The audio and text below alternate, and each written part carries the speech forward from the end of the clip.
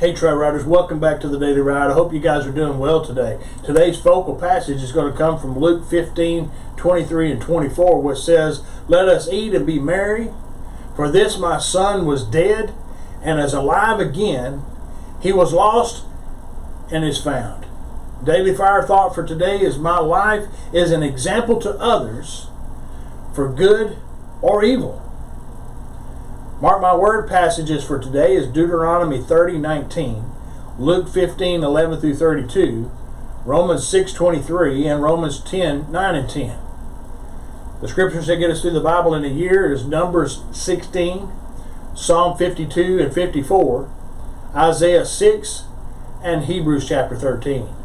Today we're going to be talking about first generation. God has no grandchildren.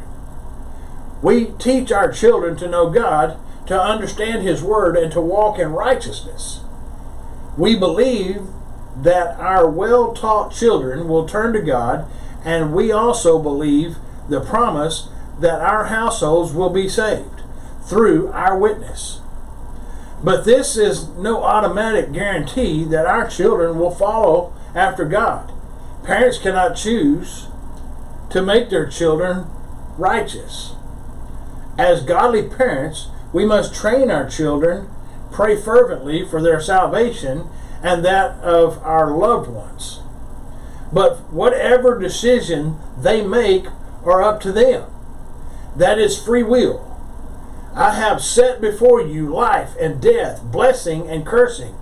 Therefore choose life, that both you and your descendants may live." Deuteronomy chapter 30 and verse 19. God cares so much for His children that He constantly seeks them, wooing rebellious, wandering away from their, wooing them with love. Even the best raised children can be stubborn and rebellious, wandering away from their godly heritage. The perfect example is the parable of the prodigal son. A certain man had two sons, and the younger of them said to his father, "Father, give me my portion of the goods that falls to me." So he divided them his livelihood, and many days after, the younger son gathered it all together, journeyed to a far country, and there wasted his possessions with prodigal living. But when he came to himself, he said, "I will arise and go to my father, and will say to him, Father, I have sinned against you in heaven and before you, and I am no longer worthy to be called your son. Make me like one of your servants." And he arose and he came to his father, but when he was still a great way off, his father saw him and had compassion and ran and fell on his neck and kissed him. "For this my son was dead and is alive again. He was lost and is found." Luke 15:11 through 13, verse 17, and then verses 18 through 20, and then verse 24.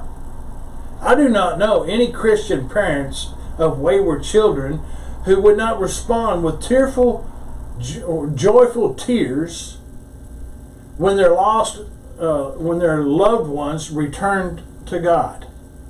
As Christian parents, our responsibility is to set a good, consistent example for our children, and then believe that the attractions of sin will be shown for their actual evil nature, and that our children will return voluntarily to the personal relationship with God.